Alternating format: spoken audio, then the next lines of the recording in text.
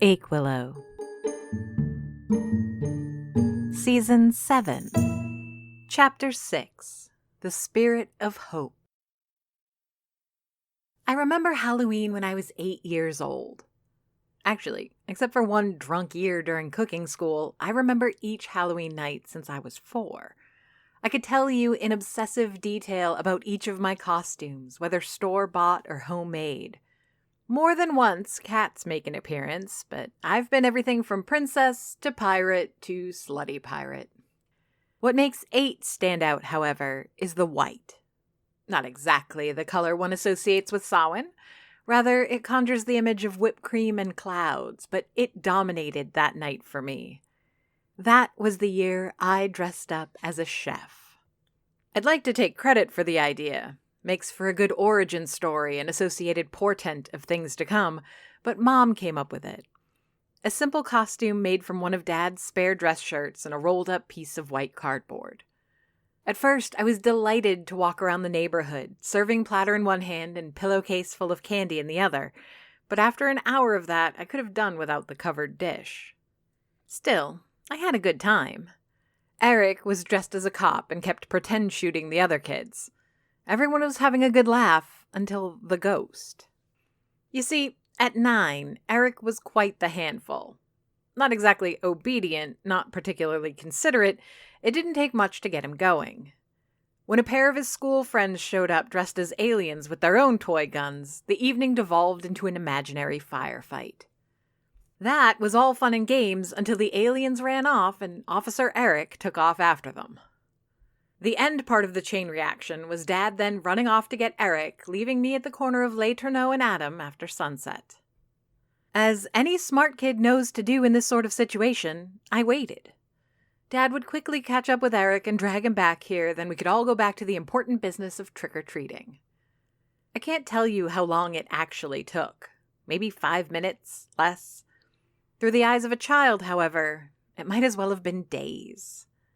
Dehydrated, starving, and on the verge of looking for shelter, I was contemplating digging through my candy for much-needed sustenance when he showed up. We weren't the only family out on expedition that night, and the streets were full of giggles and the sound of electronic screams.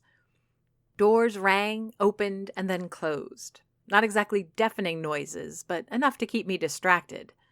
Enough to allow someone to quietly sneak up on me. I was looking at a group of older girls dressed up as pop stars, laughing and running from door to door, when I felt his presence. Even real ghosts have never given me the fright I got from that kid. Turning to follow the pop stars, I came face to face with him. This tall stranger with nothing but a sheet over his head and large holes cut out for the eyes. He didn't have any bag or bucket to collect candy, and his costume dragged on the sidewalk, hiding his feet. The ghost didn't linger, nor did he touch me. All he said was, "sorry," before dodging around and going about his business. But by then, I was already dead, my heart having pounced out of my mouth. Dad did drag Eric back with him, and we continued our rounds, but the damage was done.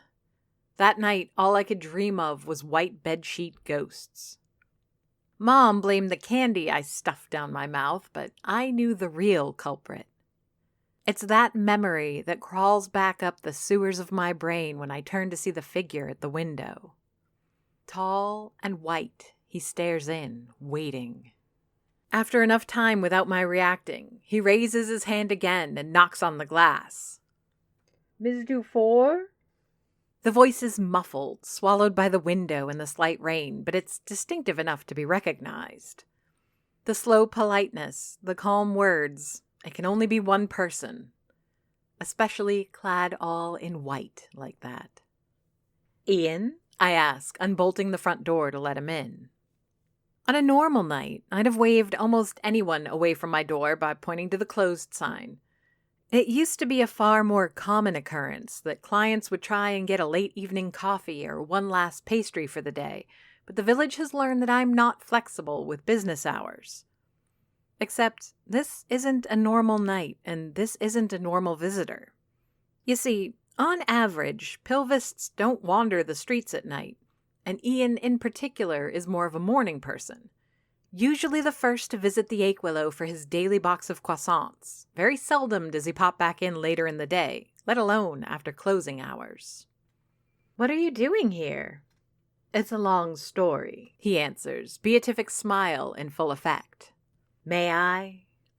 Politely, he gestures to the interior of the cafe, and for a moment, I hesitate. Rattled still by the memory of ghosts, I wonder how much I really know Ian. The Pilvists are a neutral force in Achewillow, existing as harmlessly as the cloud they worship. If they weren't dressed in white, they'd be like shadows. "Of course. Do you want me to put on a pot for some tea?" As a habit, Ian does his level best to remain unobtrusive. The only time he'll ever impose is when he needs croissants for his goddess. He'll move heaven and earth when that happens. Thankfully, he has a steady supply. "Please," he says, surprising me for the second time tonight. He sits at the counter to wait, acting like he's never seen a stool before and is only now learning how to use one. His back is straight and his hands rest on my counter with his fingers woven into each other. Only once he's waited a few minutes in silence does he explore the surface of the counter, quickly finding the one flaw in the wood, a tiny set of holes left by a fork years ago. "So," I start, setting down a pair of saucers with cups and spoons. "What brings you here tonight? I won't have croissants until tomorrow, I'm afraid." Ian watches as I pour steaming tea into both cups, using the time to compose himself. "Well, first I'd like to offer an apology." I give no more a reaction than a raised eyebrow. "You see," he continues, "I must confess to following you for a couple of days. Out of worry, of course." He raises his hands defensively, ready to ward off some imaginary attack on my part. "I'm not the one who needs worrying," I say, sitting down behind the counter. "Oh, but you are," he corrects. "I've seen where you've been and who you've talked to, and who's been talking to you. Reaching up for that spoon, that's dangerous business." It's difficult to decide if I should be thankful for the attention or annoyed at the invasion of my privacy. For now, I lean back on my seat and blow steam from my cup, wearing my best judgmental expression. "I'm short, but I can manage, I assure you." He shakes his head in a slow motion. From anyone else, it would pass for condescending instead of calm. "I'm sure you can, Miss Dufour, but that's not what worries me. You're praying for solutions at all the wrong altars, and I'm afraid your family heirlooms, especially that one, will leave you just as disappointed. Or worse." "Or worse" is a common refrain here in Achewillow. Seldom spoken, but often implied, it's the end result of those who don't learn to swim in this river of weird and wonderful. If you can't embrace the bizarre, it may very well drown you. But I've made the strange my friend and learned to swim its waters quite well. "I think I can handle myself, Ian, but thank you for the kind thought." Again, he shakes his head, but this time the condescendence is obvious, garnished with a knowing smile. "You misunderstand. I'm not only here to issue a warning, though I do hope you'll heed my words. Did you not read my brochure?" I spare him the pedantics of pointing out it's a pamphlet he gave me, but quickly reassure him that I didn't. "It's not the first piece of literature you've left at the cafe, and I think it should be obvious that we Dufour sing for a different choir." He picks up his spoon and lets it hover between the raw sugar and the honey, hesitating between both. Yes, I understand, and far be it from me to demand you, pick new allegiances. However, our goddess, your goddess, neither wait for our faith to exist. If we compare the divine to a falling tree in the forest, let me assure you that it makes a noise, regardless of our presence. It's a lot of words just to say that his cloud is there, whether I like it or not. We offer hope, Miss Dufour, an ingredient that is in short supply but great demand. For you, for Miss Fig, and her husband. Without breaking eye contact, he plunges his spoon in the honey, taking a generous dollop that drips all over the counter on its way to the cup. "What if I need more than hope?" I ask, sipping from my own tea. "Well then, we have that too. Bring your croissants to our temple tomorrow morning. Witness our rituals for yourself. Maybe you'll find a bit of hope." He drinks during the pause, eyes narrowing at the sweetness of the honey and the warmth of the tea. "Maybe you'll find a miracle." I agreed, and by doing so, I sealed my fate, trading yet another night to my pride. Not a demon this time, though I've had my strings pulled that way before, but the honest demands of an ego with wounds that won't heal. You see, it's one thing to sell a box or two of gourmet butter croissants to Ian every day. I know they're the best croissants he'll find without getting on a plane to Paris. It's quite another to deliver these pastries by hand, in person, to this cult, and, so I'm told, their goddess. This level of pressure demands not only that I outbake myself, but that I also find something completely different, while not being so different that it no longer meets the Pilvist's needs. Cloud-white, cumulus fluffy croissants, but with a twist. Like a monk transcribing an illuminated text, I scribbled and read for hours under the poor light. It's only once I was surrounded by stacks of cookbooks and piles of balled-up notepaper that I migrated to the kitchen. With a single sheet in one hand and a massive mug of fresh black coffee in the other, I walk into my own church. I turn on the fluorescents and warm the oven, lighting the candles and preparing the altar for my service. Ingredients fall off the shelves and into my waiting arms, quickly finding their place on the counter. Like the souls of the dead, they wait to be measured and weighed, soon to find purpose in a new life. The trick, I decide, is to keep the inner layers of dough pure, and only adulterate an outer layer with extra spices. The other thing I do is slip in some thinly grated mild cheddar into the butter before laminating. The result, I hope, is a savory croissant that's got a slight bite to it and can be paired with a homemade onion chutney or even jam. There's no magic in the croissants, I make sure of that. Or in the chutney, for that matter. I don't want to mess this up with accidental enchantments and hocus pocus. The Pilvists must be wowed not by the toiling over my cauldron, but the sweating over my oven. As a result, I have to say, it's not bad at all. In fact, it's what some might call a triumph. The flavors are subtle enough not to interfere with the essence of what a croissant is. Even the cheese is so mild that this crusty marvel tastes as good dipped in egg yolk as it does with a dollop of jelly. These croissants, all 24 of them, are a tribute to what one can achieve when deprived of sleep, desperate, and on an impossible deadline. By the time dawn begins to lighten the clouds, painting the horizon indigo as a prelude to the day, I've got everything packed and ready to go. 3 boxes of croissants sit on my counter, the cellophane window on each of them fogged up by the fresh moisture of their content. My apron hangs in the kitchen, along with my spoon and notebook. A quick run upstairs got me an umbrella should the weather turn, and on a scrap of paper I have the address to the Pilvist's so-called temple. "Where are you going?" Annabelle says when I open the door. The last few months had gotten me used to her absence. For so long, she'd regularly been there to open the cafe with me, mooching off a free cup of coffee in the process. Having been away, I'd settled back into doing my own quiet thing every morning. Once in a while, I'd wait at the register for Stefan to arrive, giving him the morning shift, but usually I'd be on my own until the first customers made the chimes sing. "Delivery," I answer, wrapping a flannel scarf around my neck. "Might stick around for the service, but Stefan will be here to open in a minute. Help yourself to some coffee, if you feel brave." Annabelle stands in the doorway, her shoulders slumping and her eyes narrowed. She looks like she's trying to guess the filling of a pie before cutting the crust. Except I'm the pie, and apparently I could contain poison or something equally vile. "The Pilvists?" she asks, incredulous. "I've seen their services, and trust me, you don't need to witness that. Here, I'll deliver those for you, and maybe you can get some sleep."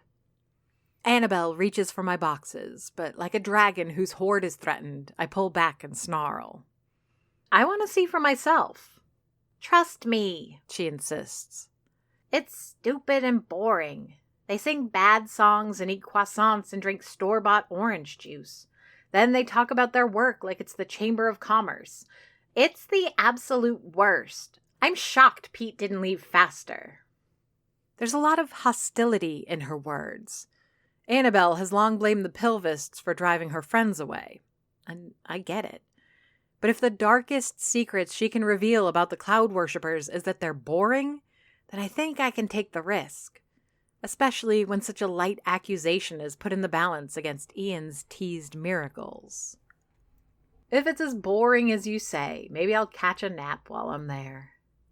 I dodge around Annabelle, leaving her alone in my empty cafe. She'll make coffee, help herself to some breakfast, and eventually Stefan will arrive to make note of the damage. I'll see you when I get back. If disapproval were a physical thing, it would have hit me in the back like a gale force wind. As it stands, only the hair at the back of my neck responds to Annabelle's unseen glare. So far, the weather is holding, which is a relief. Umbrella or not, I have no desire to be caught in the rain, especially on a day like this when I can see my breath and feel the moisture down to my bones. The address I was given isn't any community center or public school where I expected the Pilvists to gather. Not that there's any chance that they hold their ceremonies and prayers in a proper temple, whatever that would look like, but I didn't think their public home would be so residential. Not only that, but it's also deep on the United States side of the border. Even after more than 3 years, I still feel a tingle at being able to cross a street and suddenly be in a different country. Achewillow isn't exactly unique in that sense. The Quebec border is peppered with these anomalies. Beebe Plain and Stansted on the border of Vermont is another example.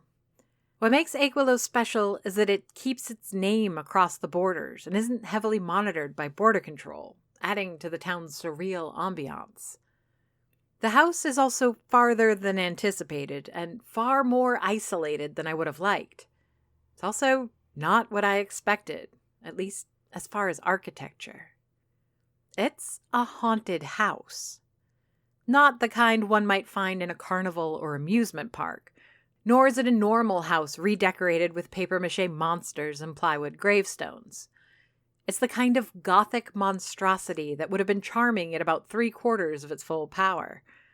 Rising a solid 3 stories high, the home boasts an imposing faceted tower and tall, steep roof clad in the blackest of shingles. Even the stone on the first 2 levels appears to have been chosen for how much it resembles charcoal in hue. Windowsills and shutters have been carved into individual works of art matching the stone balustrade that frames the front porch. It reminds me of a far less tasteful version of Julia Remington's manor. I love it. I want to host parties here and fill its dining room with food and guests. If there are no ghosts here, then Achewillow will have truly failed me.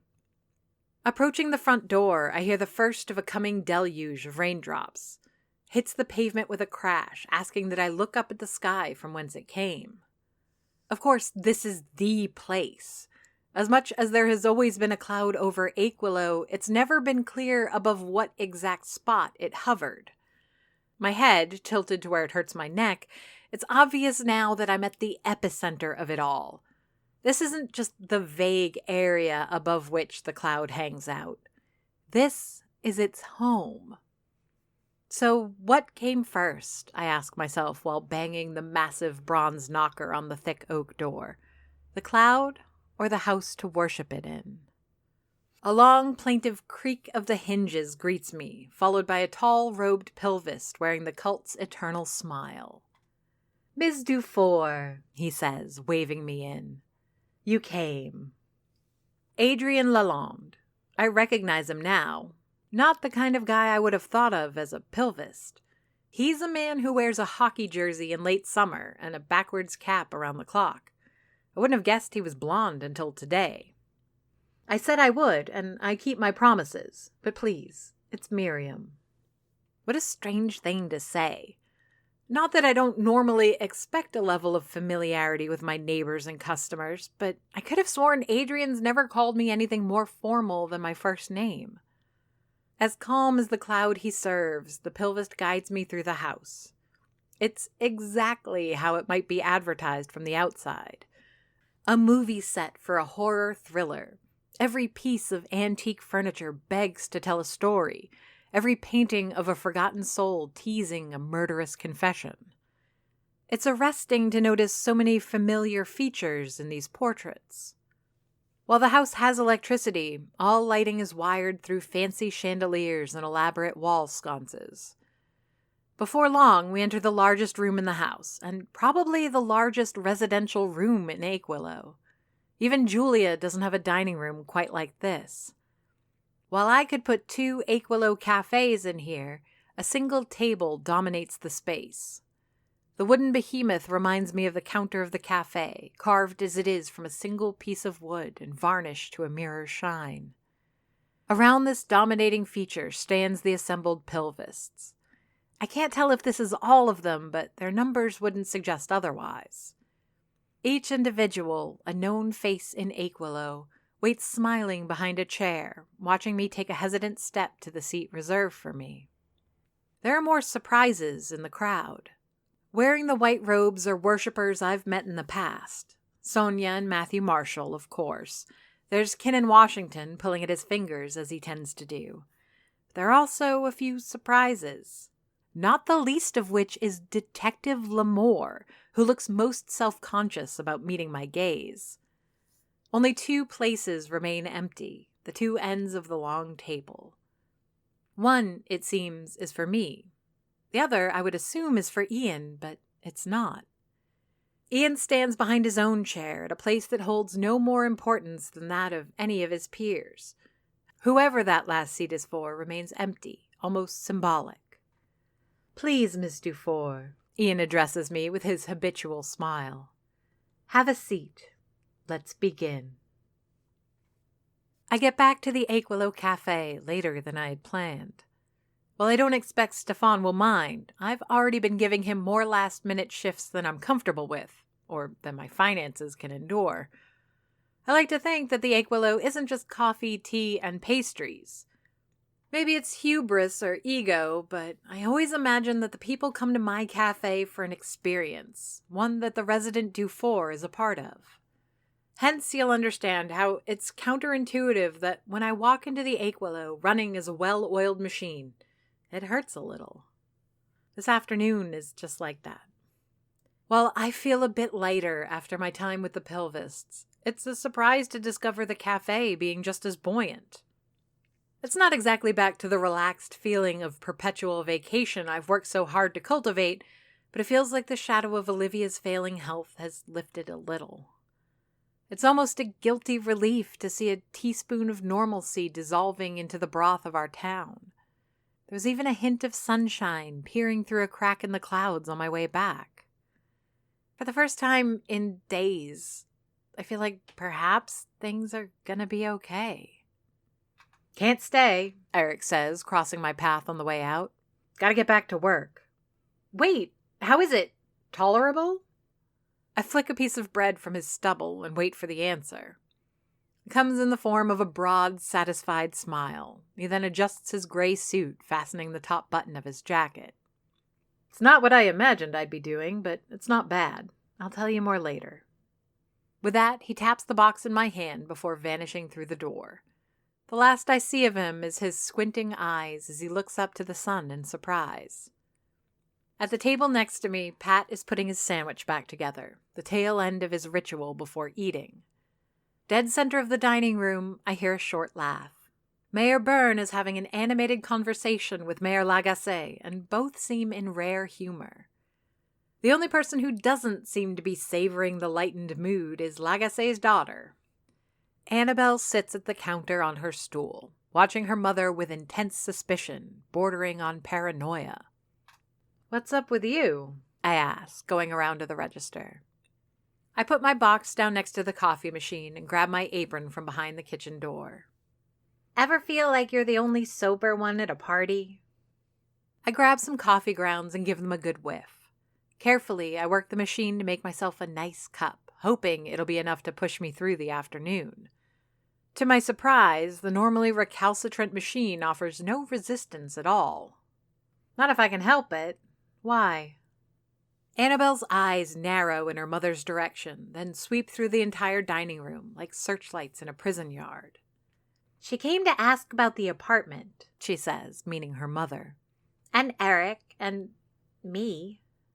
Knowing the history between Annabelle and her mother, or at least the symptoms and prognosis of their relationship, I understand her confusion. I've dealt with Veronique Lagacé myself, and she's no woman to trifle with. Austere, severe, she's a sieve with no holes, allowing nothing through. Annabelle is a predictable result of such parenting. She's water flowing between the fingers of a tightened fist.